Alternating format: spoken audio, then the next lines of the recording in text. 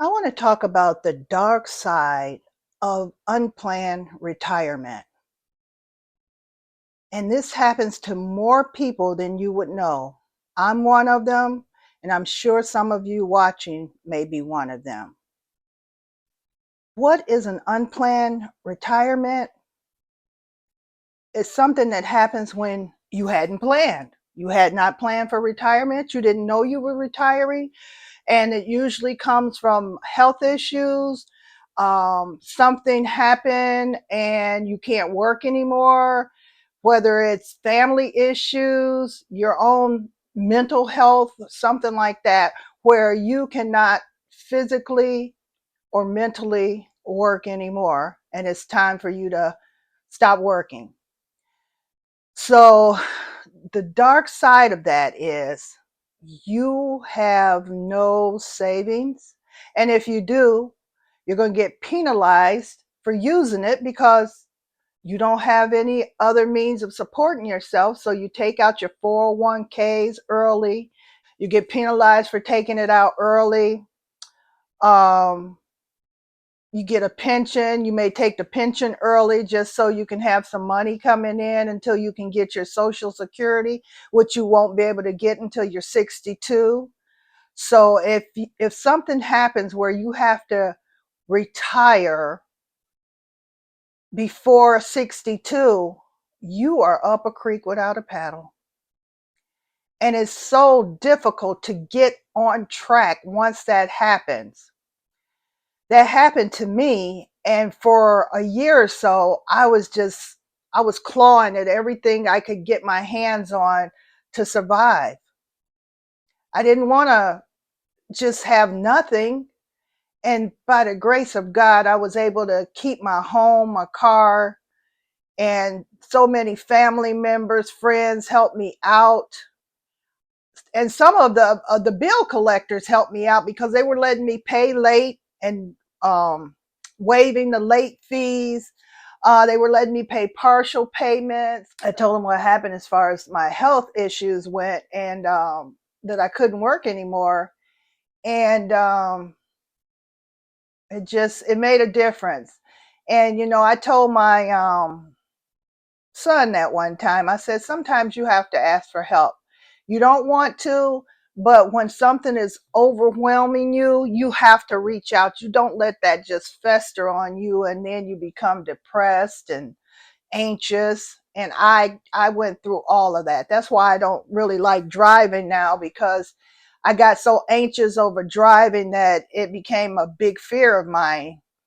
And I can drive, I just don't, like going far places and stuff like that.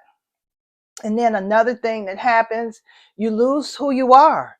You're no longer working, you're no longer making money, you've lost your work friends, your colleagues. And that was just like instantaneous. As soon as you stop working, communication gone. Unless you have good communication with your friends and family and things like that. But there's come times where I have been in the house for 3 or 4 days and no phone calls, not talking to anyone. And sometimes I have to go, hey, just to hear my own voice. Hey, hey, because I'm so accustomed to just being by myself now. So you have to keep yourself busy. You have to find something that you enjoy doing. I mean, I've gone through this so many times where you have to have a hobby. You have to have something that you enjoy doing.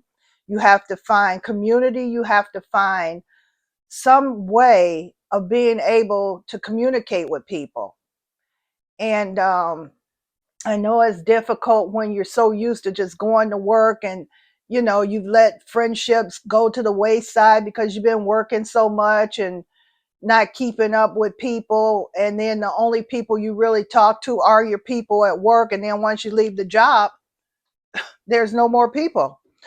So that's something you have to deal with.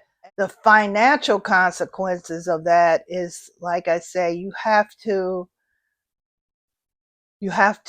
figure something out. You have to downsize. You have to maybe get a roommate, or you may have to move in with somebody. Um, but you have to do something to keep your independence. You do want to keep your independence if you can, until you can um, take your social security. And of course, if you take it early, you're going to lose 30% of that money. So again, early withdrawals and stuff like that cuts the income down. And you may, at some point, you may have to even look at trying to get a part-time job just to keep you afloat. And I tried working one time and I fell asleep at the computer, and we were in there doing some stuff, and I fell asleep, and the girl told me to wake up. Charlie, wake up, I hear you snoring.